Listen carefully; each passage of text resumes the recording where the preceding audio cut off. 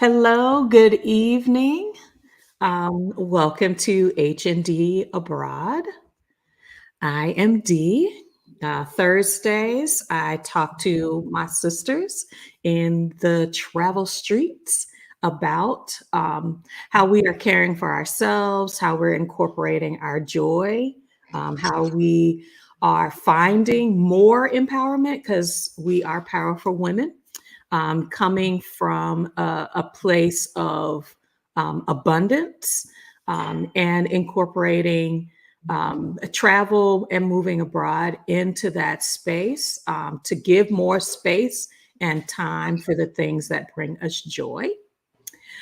So I want to say welcome if you are joining us this evening, but as a special welcome to someone you all are very familiar with, not just on her channel and in her universe, Tracy Collins, but also because she has been a guest and is someone I consider a friend and a trusted source when we're discussing things. So I'm going to let Tracy introduce. Tracy, if you'll introduce yourself, tell our viewers where they can find you Oh, on all of the socials and the interwebs. so thank you again so much for having me. My name is Tracy Collins, and I'm literally like on all of my social media handles. It is Tracy Collins. I think on TikTok though, I'm Black Girl CEO in Mexico. Okay. That's my handle for TikTok. But yeah, so I'm excited to have this conversation with you. Hey, Elise. Hey, Elise. Thank you so much And for it's joining. Yeah, look, so she's got all that beautiful Mexico natural sunlight. So, Mhm. what what I wanted to have us center in our conversation today is we are parents. The conversation that a lot of us are having, especially if our young people are, kind of in that late teens, like 18, 19, up to about 25, 26, is do they come with us? Do they stay behind? What do they need to navigate to be ready to leave the US? And how do we, kind of open the door, but also are motivated by our own parenting goals for them. Um, and so I thought I would have this conversation with Tracy because of something she posted. So Tracy, our kids are, our kids are in their early 20s. Mhm. And, I've been trying to figure out how do I not give the impression that they are being I'm leaving them behind. Like all the goodness is in front of me and I'm leaving them behind in the US.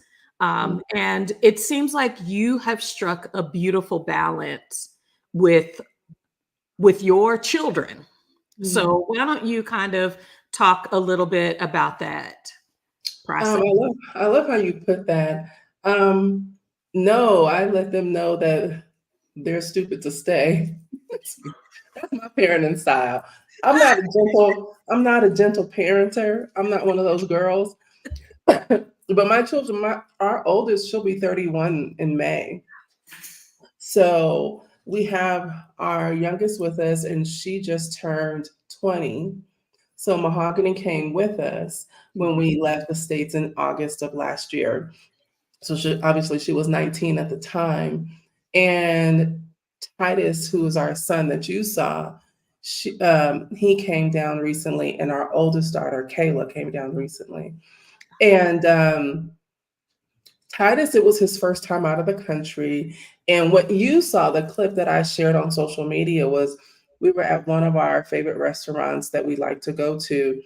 And he was sitting next to his sister. But I panned the camera around. Bobby was sitting right next to me.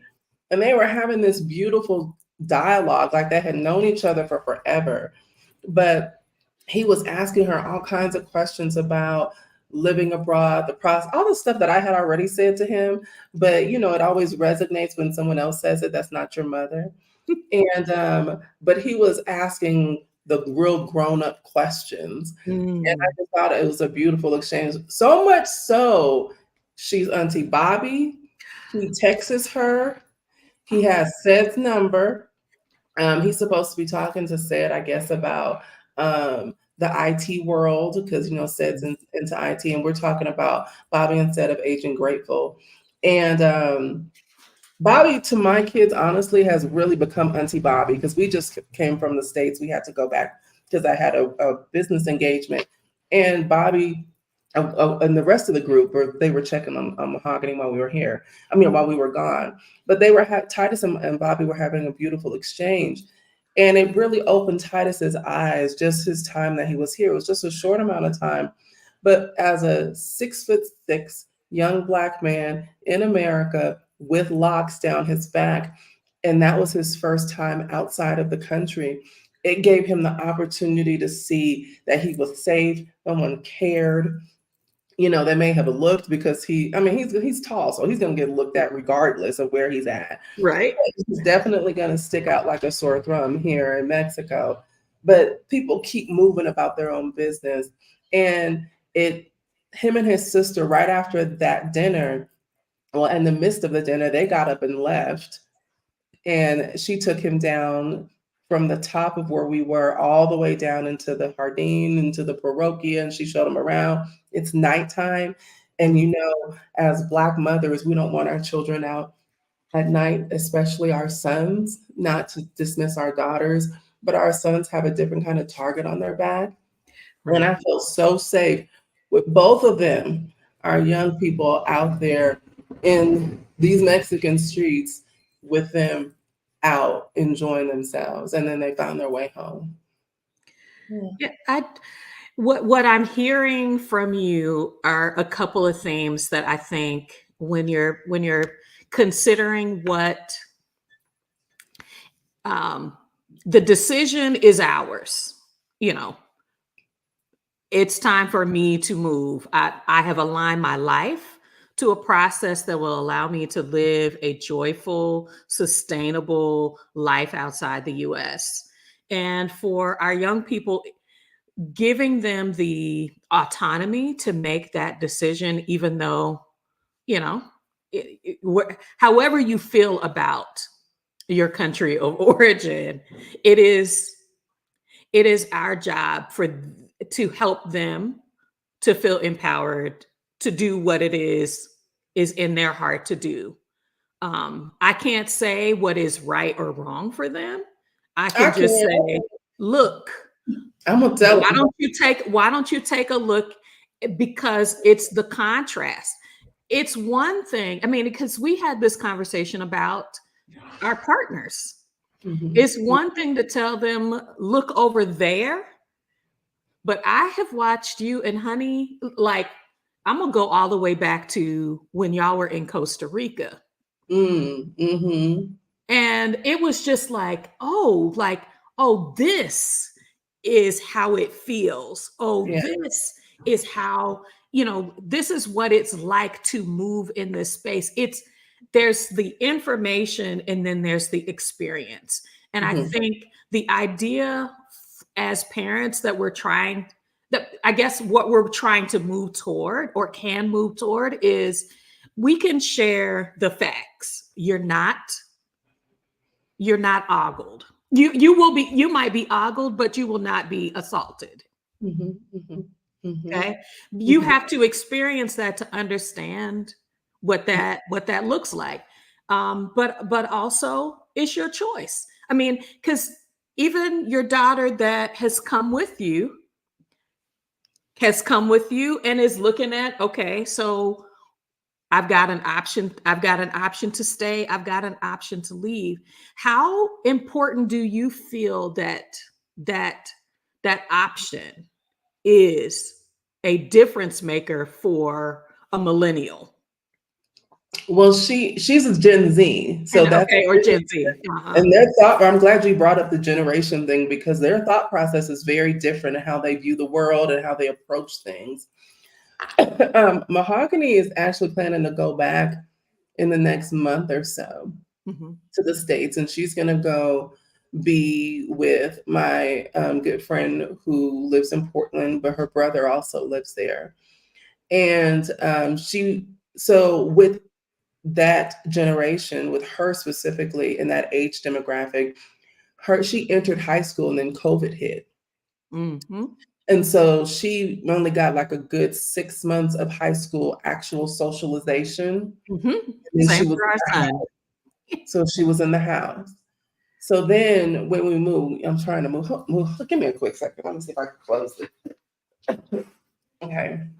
And then so when we moved, she comes to a country where it's a different culture, a language that she's somewhat familiar with because she did study 3 to 4 years of Spanish. Mhm. But it's different when you're actually having to use it. Use it.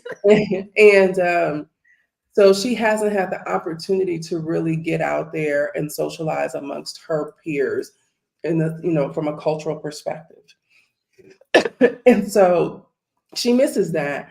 And I understand it to a certain degree, and she is the baby. So her having the flexibility to go and come, making sure I would say their residency is situated so they have Mhm. an exit plan. She's always had a passport pretty much since she was 13, I think, when she went to Barcelona for 2 weeks. So, and the person that she's our which she's auntie now, but Auntie Jessie that she's going to be staying with in Portland, she took her to Barcelona, and Jessie travels all the time, Mhm. and so I wouldn't be surprised if they go somewhere. So Mahogany has been exposed to an international life, for now almost half her life, and she says, "Mom, I just want to go." Take care of some things. I miss, being over there. But she says, I don't plan to stay there permanently. Mhm. She says, I do want to live in a Latin based country. Mm. And I think for her place is Costa Rica because she does mention that often. But she wants to feel what it's like to be from up under mom because I baby her and I will keep Mahogany with me for forever. And Yeah. if you see us together, we are, she's Velcro to me. But it's more so me, I think, who's having an issue with it than her because I'm trying to put all of the elements to say stay with your mom, but I understand she has to spread her wings too. And what I noticed is that they grow up, they come into their own, and I need for her to come into her womanness Mm. by getting away from me to do that. And she needs to have the opportunity to spread her wings. However, you know, making sure residency is in place and making sure that passport stays valid because it's important that all of my children have options. And that was what I wanted to make sure of. Kayla was, well into her 20s before she got her passport, but Titus and Mahogany, I made sure they had their passports in their teenage years because I wanted them to know that you are global, you are a global citizen, so you don't have to stay trapped in this cyclical space called the United States. I do what I love hearing is that Oh, the our push family is the push the push forward is so vital to understanding for our kids understanding that they can expand. Like there is something else. I mean, it's like taking your child to another side of town. yeah. I mean, I just to taste a different style of food. That diversity just helps them to see, Mhm, what there's contrast is good. mhm, I love brown. I remember when there was a time when you could go to my closet and creams to, tans to light browns because I felt really comfortable, secure in with that color. But adding color brought many other aspects of my personality out. I'm using that example because I think this generation can get very stuck, can can can be comfortable where they are, and these kinds of experiences can help push them a Yeah. little bit. But And it also, Tracy, it pushes us because I'll save that for later. But yeah, it pushes. I'm hoping that it pushes them, but I think it also challenges us as parents as well. So go ahead. no, actually, you actually led into what I was going to say. Just they're going to see it through your lens first because they're still their first teacher, and um, I just think it's important to give your children options. I was a young mother, and I had Kayla when I was 17, so I've always parented differently, Mhm. and now I'm still a young mother with older children, and so I approach them differently. However, I do let Mahogany know. I'm like, like yesterday, she woke up and there was like tacos that were delivered sitting on the counter. I'm like, you're not gonna get this over there, right? Like I do little things like that to let her know, like, it's not gonna cost this much, right?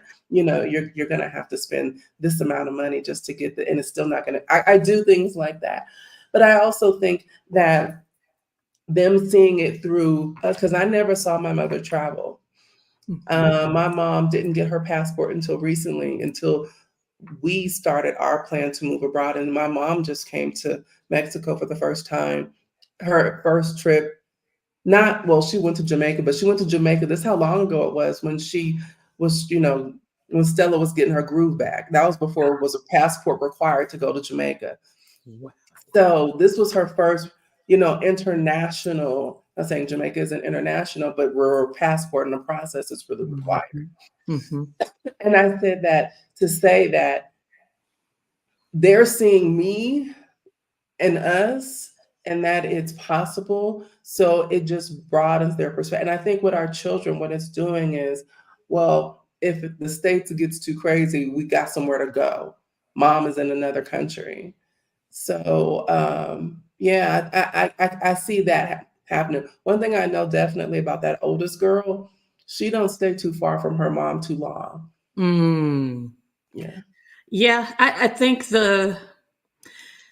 our kids' personalities, our connection with them, I think they hear us.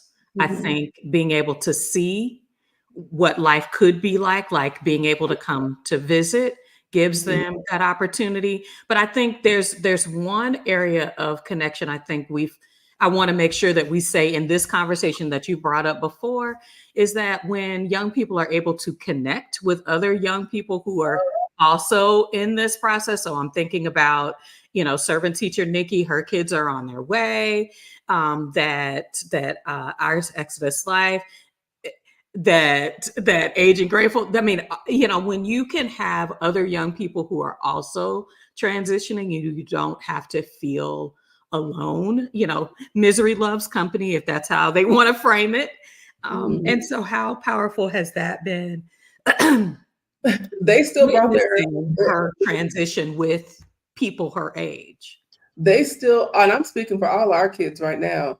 Cece and Kevin and Mahogany have still brought their individualistic mindset because they're kids, with them. We forced them to get together. They haven't seen or spoke to each other. Oh, Cece and Mahogany, we were all out to breakfast one day, but we still have to make them get together. But it's again, it's still like the cultural thing. I think it's like unfamiliarity, venturing out there without your parents too, going just outside or being in places to where you're open to learn. I know Mahogany tends to be a little bit more reserved when it comes to that, but she does something weird, which is, and I guess the girls are in the chat and they can attest to this. She'll hang out with her aunties. I'm like, okay, I'm gonna go eat with the girls, and Mo will be right there.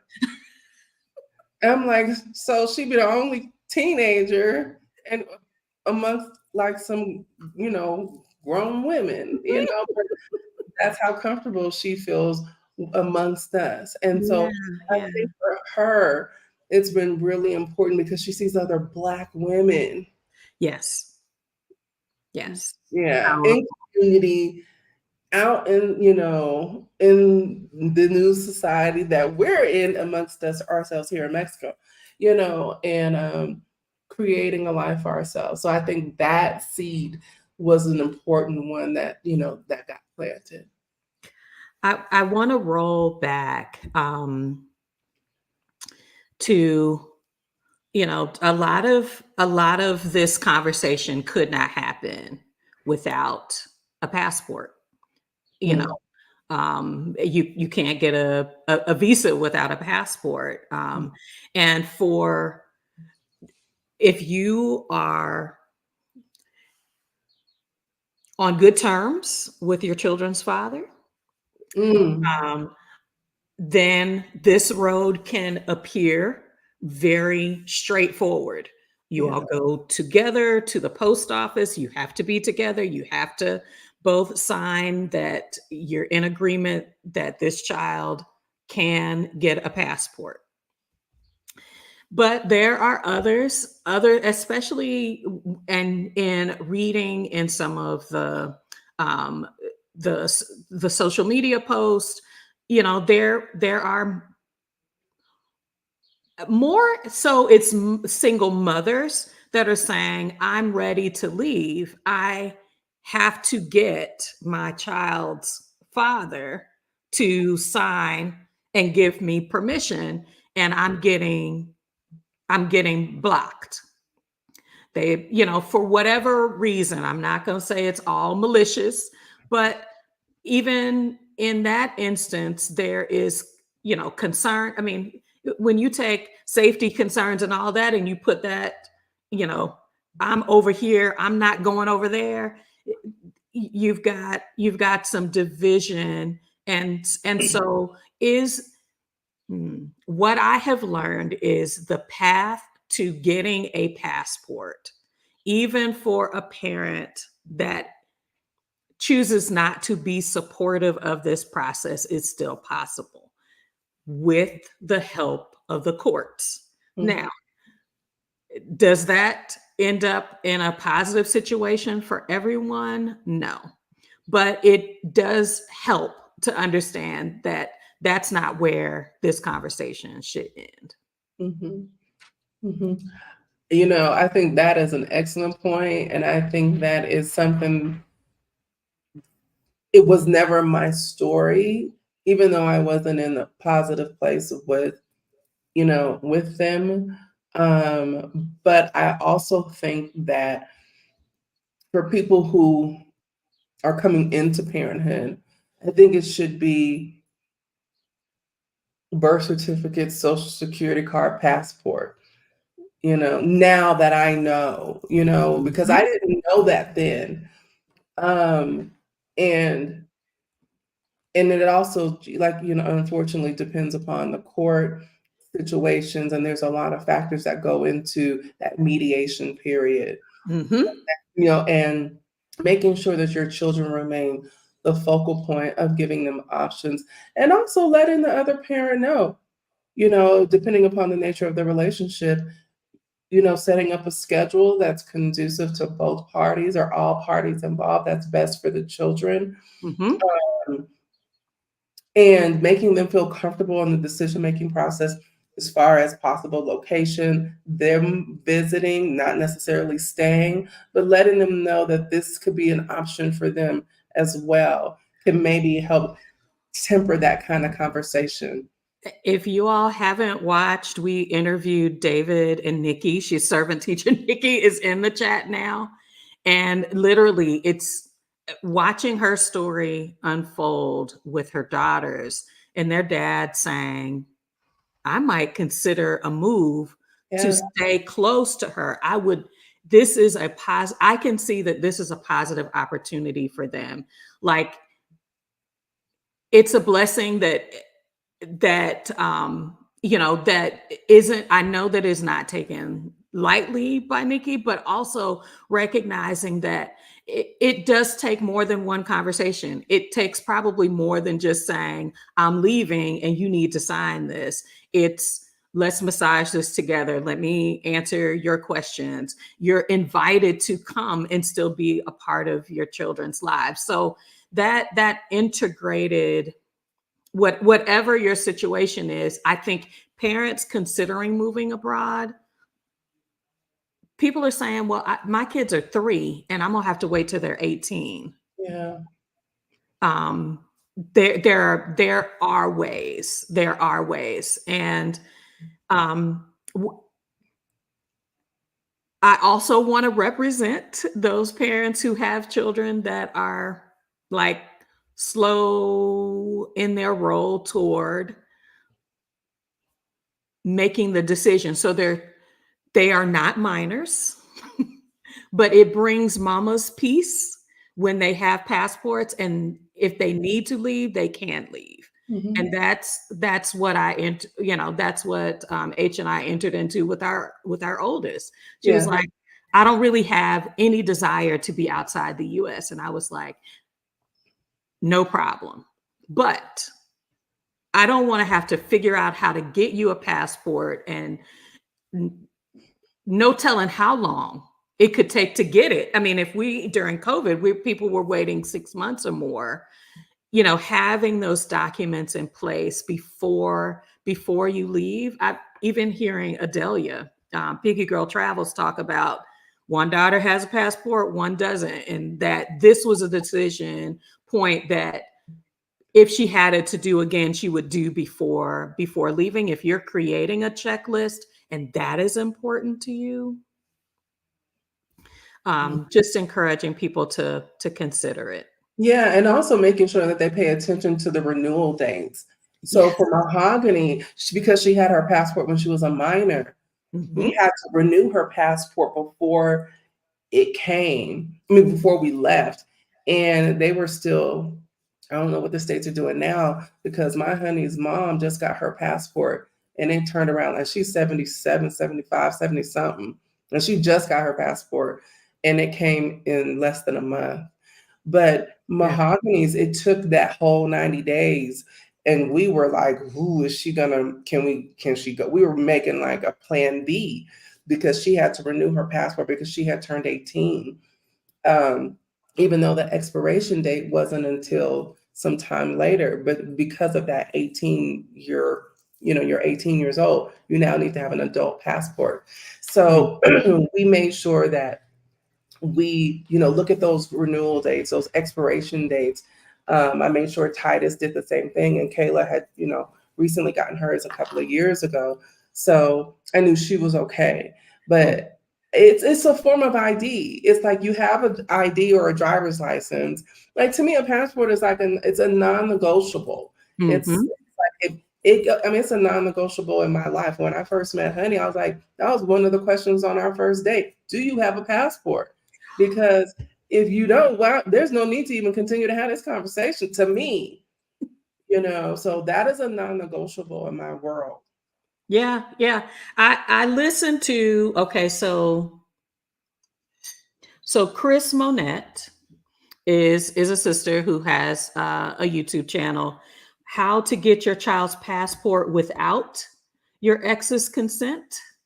Really like she's sharing her story, but she's also sharing her daughter who was 17, how she got her passport without having to have her parents present. Mhm. And I was just like, these are the kinds of stories that I think need to be out there because they're sharing documentation that you need, how to petition, what the timeline could look like, how much it costs. She said to get, yes, she did have to go through the courts. She said, but the post office just asked for um, it needed to be a court ordered in a sealed envelope that you bring to the post office. Mhm. And she was like, bingo, bango, the process continued. So when you're building out, hey, I want to leave and I need to take my children with me, make sure you've got that time, but you also have resources. And y'all, this is not new. going to the courts is not new. For the documentation that you need to be able to get the passport, but also considering taking your children when they are young, like young, infants to, and into high school, like our children are, and but also creating the appeal, continuing to show how this life is giving to us. Let me say this It's too. opening a door. Yeah. I think so. We were just on a flight from, here to Oakland and back. And on both flights, there were young children on the plane, and they were Mexican.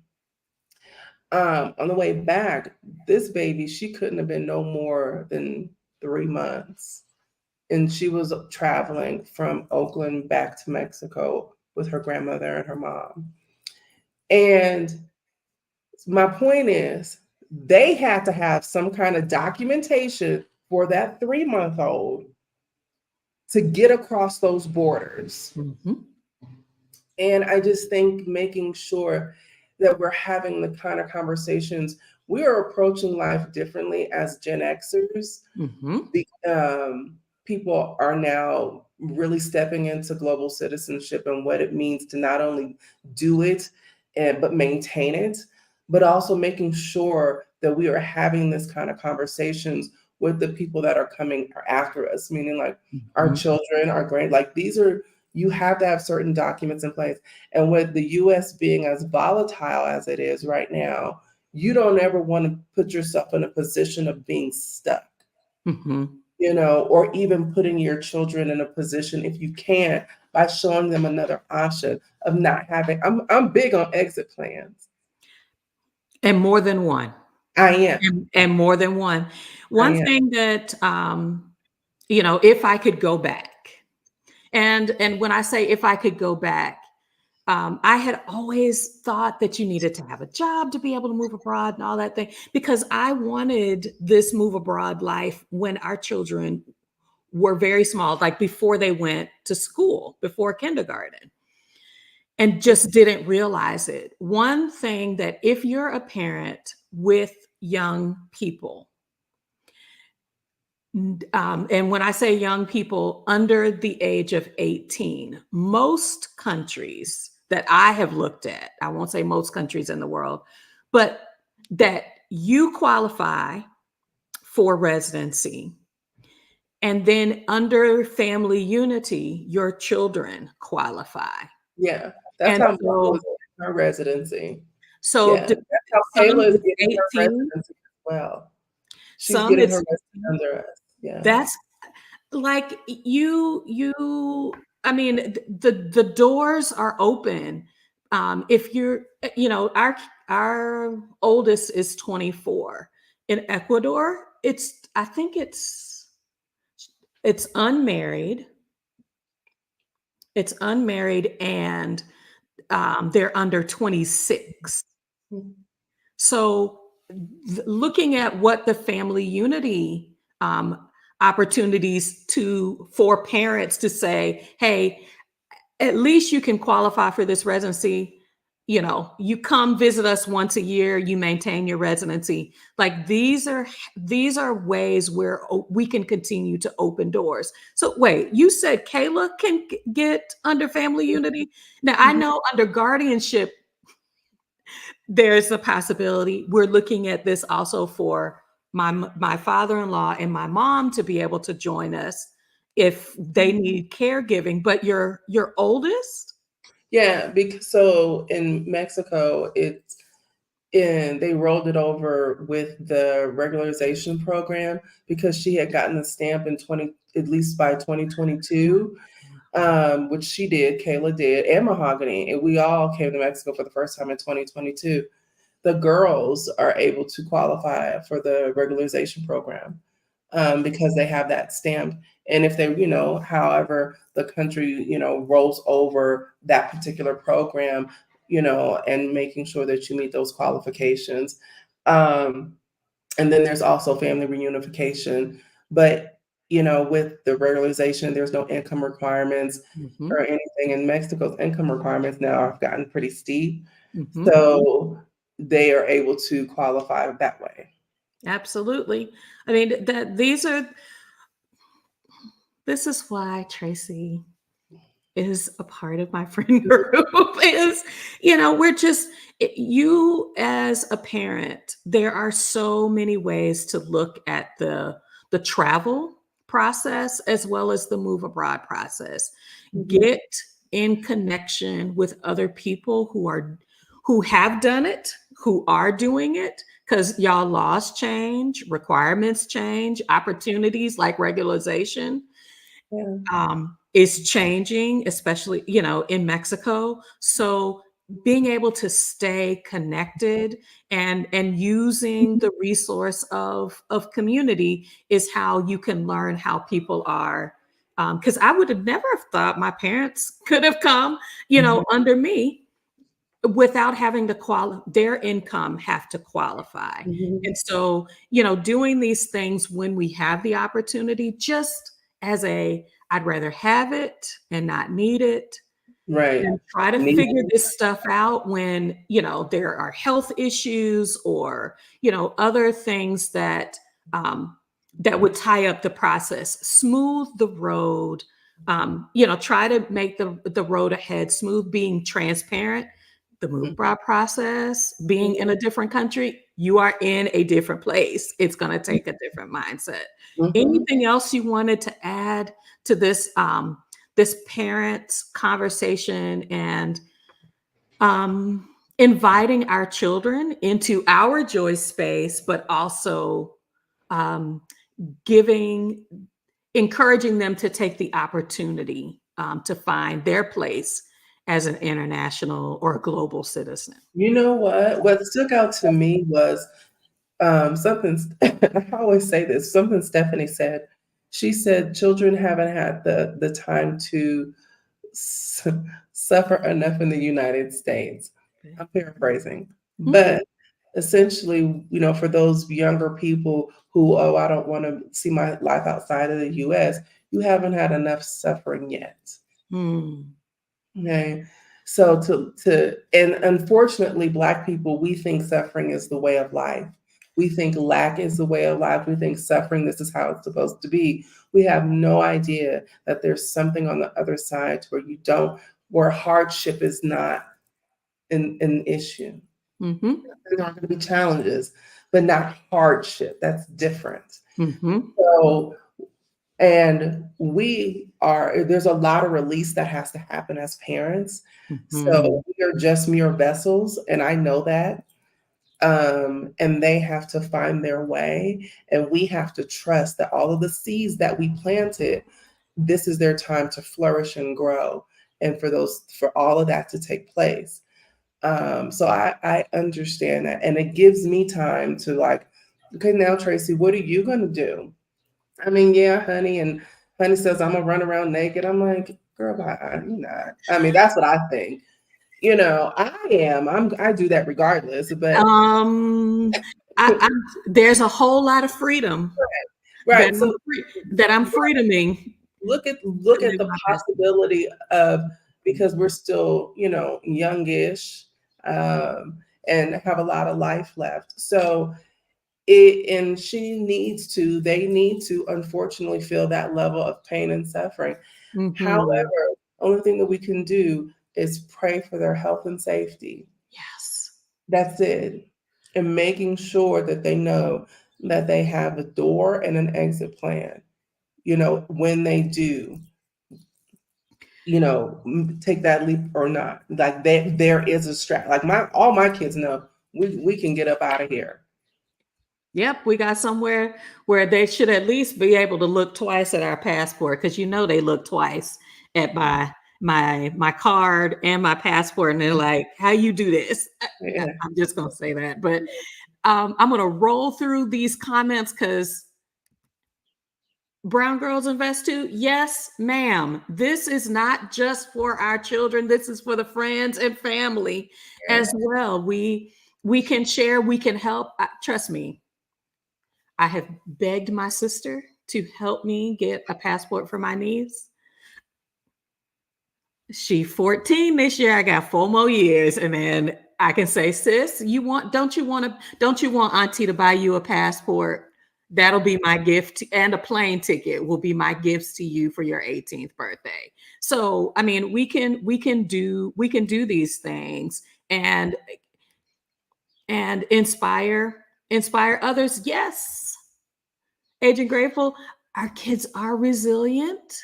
Even when we don't feel confident. I told y'all about our son having his little fender bender while we were gone. He handled it way better than I did when I had my first accident.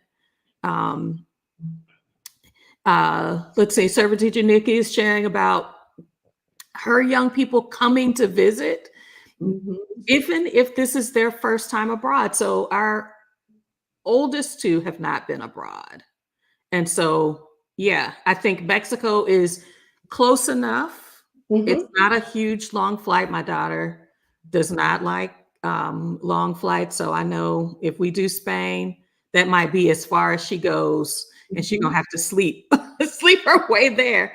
But sometimes it takes knowing somebody, and we are the somebody that they know. We are the somebodies. We are the possibilities of. And then they'll make their own connections when they get there. So, Prophet Mother, yes. If the other parent objects, it could help to ask about what their objections are. It should be a conversation. I mean, just like if you're working with a partner, I mean, Tracy, you. Child, I was like pulling teeth. I was like, honey, I mean, and then like, honey's like, bye. I mean, like, she got living. They are living their own best lives. These partners and spouses. So I'm just saying, it takes time. It takes experience. It takes multiple conversations. Thank you so much. So much for bringing that out. And then y'all, look, I love that. About generational. Yes. Then grandbabies, like we're able to make these impacts earlier and earlier in our young people's lives. Yes. It's never too late. Yeah, they need to see us living our best lives. I'm just saying, we're gonna live it. We are going to live it, but there are other options out there. Yes, if they can't see it, they can't be it. So I just saw so many beautiful conversations as parents, but I can't bubble wrap them. Never tried to intentionally, but I know they swear that's exactly what we did, is bubble wrap them from life. But suffering, struggle. You should struggle. You should struggle with your concept of the world. You should struggle with where is my place in this world. But suffering, and I'm going to give an example, Tracy, and I figure as we're closing, when our daughter started at the post office, her first day, she had talked to some coworkers and was like, people do this for 40 years? They do this for 40 years? And I was like, yeah. Even Sabangale, that was on our channel, talked about, she was like, sometimes you get in a mindset of this is the best it'll ever be. Okay. These government jobs are the best it'll ever be. And who's challenging that? You need to bring people and processes and opportunities into your circle. Any comments about that? I said to Honey before we moved, we were, in the midst of our scouting trips, but we were back in Atlanta at our house this was before we moved abroad. And I said, you realize if we stay here, this is as good as it gets, right? I said, we have the job. We have the big house. We got the fancy car. You realize if we don't do this, this is as good as it gets. And she, went into her like, no, it's not, blah, blah, blah. But I know it, like, because I'm a person who believes that as human beings, we always need something to look forward to because Mhm. it's our mental health. And I always tell my kids that, and I always tell people that you always need something to look forward to. And the one thing that I do absolutely love about living in this country is that, we're going to Zihuatanejo in June, round trip tickets, nonstop. It's just less than an hour flight for two adults. It was about $200. So it's 100 each person, round trip, nonstop. Um, in May, I need to get on planning, but a girls' trip to Bacalar and, which is 2 hours south of Tulum. But we can get to multiple parts of the country for inexpensive and have a total different experience. And so I Different did climate, different different everything. Yes. different even food, even though it's still in the country of Mexico, but the coastal food, I mean, the waters. But I just believe that where we were, I had all the things that they said, and I checked all of the boxes that they said I should check, and I was miserable. I was miserable, and I was like, this is as good as it gets. This, Like when I look at gas prices, when I look at, okay, I go to the grocery store, I spend $100 and I come out with a bag. I mean, these are I don't want to always just cut it. Even yeah, if even if our income continues to grow, I just feel like the cost, the it's cost, costing us. A friend of mine asked me, it's going to cost you. And I thought dollars and cents. What is it costing? What is it costing you? I think the taking the opportunity at whatever age or whatever stage in life you are, it is not too late. It is mhm, not too late for the people you have influence over to see you do a new thing and to inspire the next generation to do a new thing so mhm, that it happens earlier and earlier. We are a people of freedom. It is Women's History Month. We have been difference makers, we have been changers, we've been innovators.